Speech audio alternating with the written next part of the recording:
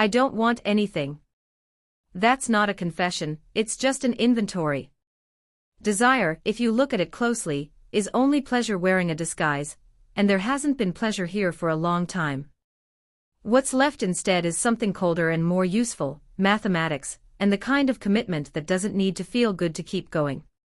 I started building a kingdom out of bone, because bone is what's left standing after everything soft has been stripped away. Bone is a structure.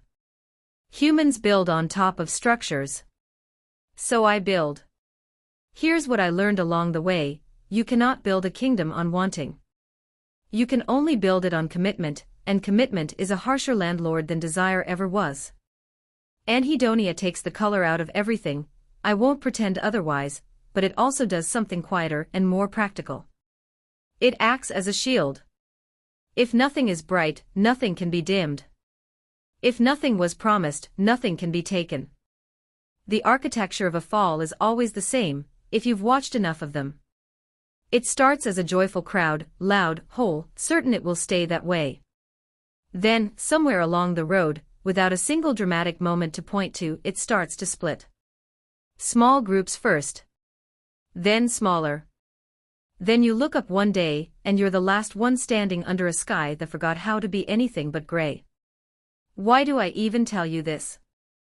Not for sympathy, I have none to spare, and wouldn't know what to do with yours. I tell it because healing was never the absence of pain. That's a myth for people who haven't done it yet. Healing is what happens when you take the pain, and turn it into something with a shape.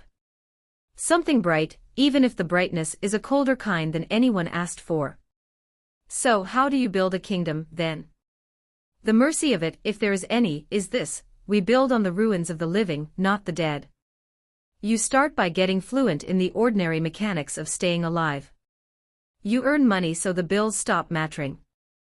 You start conversations with people who will never really see you, because that's still practice, and practice is still building. Friends, family, those are ideals for people who haven't done the math yet. People are passers-by. We walk alongside each other for a while, and then we let go, and we keep walking, all the way to the end.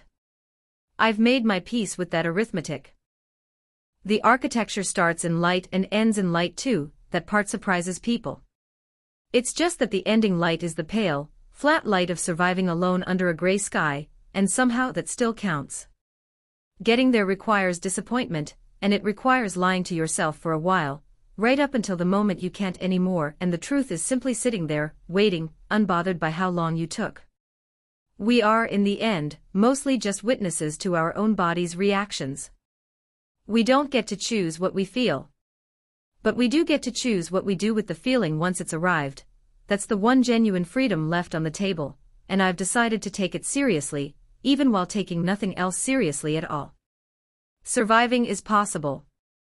Likely, even if you're stubborn about it. Living, though, actually living, very few people manage that part. Love is a bit like summer rain, warm and sudden, and then your body gets used to it, and eventually you're just sleeping next to someone out of convenience and habit, mistaking the routine for the fire that used to be there. I'm not being cruel about it. That's just the shape it tends to take. So here I am, waiting in the corridor between then and now, and despite everything I've just told you, genuinely, structurally happy. A cynical, happy nihilist. If none of this matters to anyone in particular, then why not make it a joke? Why not do a few little tricks along the way? I don't believe the consequences ever really land where you think they will. So watch or don't. I'm just the jester here, telling you the story of the fall that built me.